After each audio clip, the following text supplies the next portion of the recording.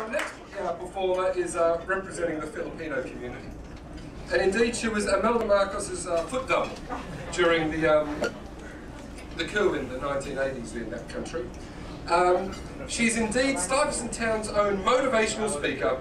Ladies and gentlemen, put your hands together. And welcome to the stage, Miss Caroline.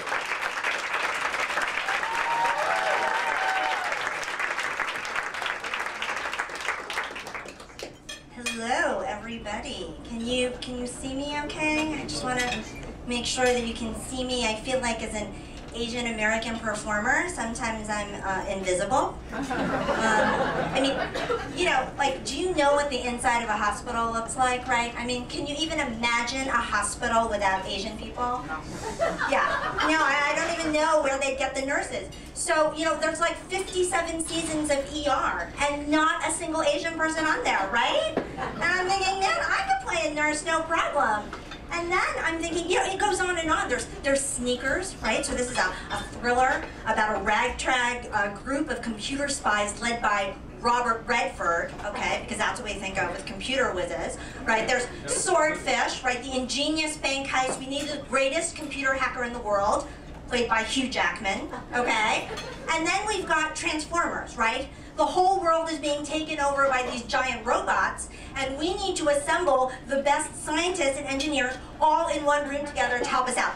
So they pan the room, right? There's not a single Asian person there. And I'm like, those are extra roles. You know, like, we are so invisible, we can't even play our own stereotypes.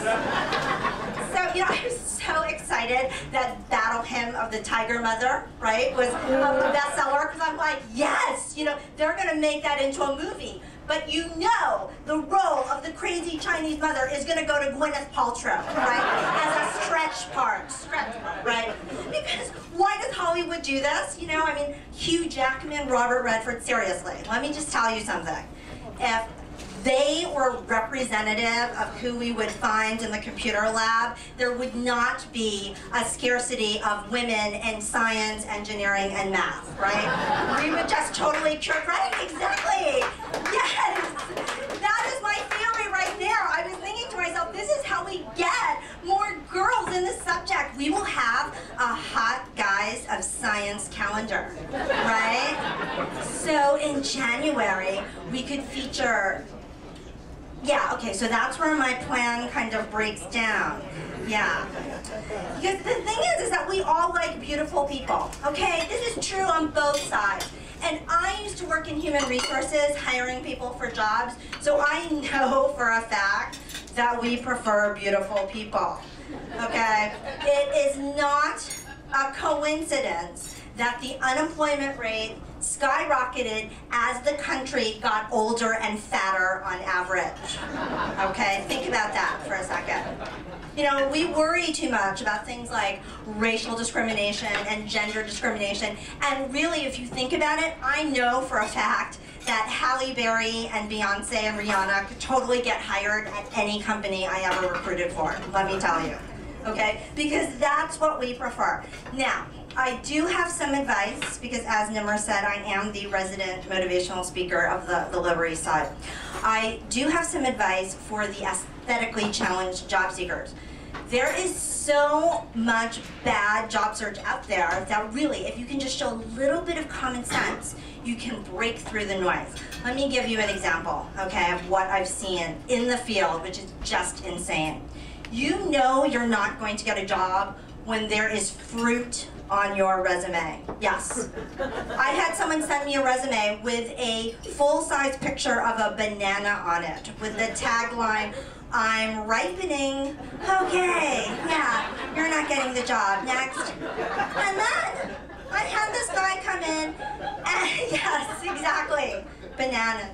No, I had this guy come in, and he sweats. Okay, you know, when you sweat, you know that you sweat, okay? The first time you sweat is not just the job interview. So you should come prepared, you know, a ShamWow, a beach towel, like something, you know, seriously. So he comes in with this, like, hint of a tissue, a little tissue, and he's sweating profusely, and he's dabbing his face, and he's leaving these little white things on his face, as if he's trying to tell Hansel and Gretel how to get from his forehead to his chin.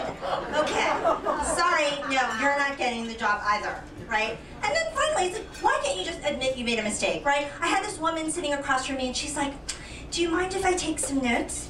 And I'm like, sure, no problem. And she reaches in and pulls out an eyeliner pencil. So I'm thinking to myself, well, I know it's an eyeliner pencil. Well, she obviously knows it's an eyeliner pencil. And she starts writing things down. As if I'm going to be fooled that smoky gray pewter is a new color of ink and that Estee Lauder got into the pen business, okay? Seriously, no, I don't think so. So I think I should just create like a test for job seekers, right? Like questions or things like that, just get this over with. And I'm thinking, what's the best way to do that? Game shows, right? I mean, isn't that great? But not just any game shows, right? My favorite Wheel of Fortune, right? But not today's Wheel of Fortune, because that's just boring, right? Do we remember the original Wheel of Fortune, where instead of cash money prizes, you would win cash money, but you would have to spend it on ridiculously overpriced and tacky furniture? Do we remember this? I love that. So you'd be like, oh yes, for $3,000, I'll take the microfiber tiger stripe sofa. Yeah, it was like a PhD level math problem to figure out how do you spend it down in just the right sequence, or else you'd be stuck with, for $250, I'll take the decorative ceramic pig. Right? So my job interview would be a showroom, right? And all I would have to ask is, you've got $4,000, avoid the pig. So that's my time. Thank you so much.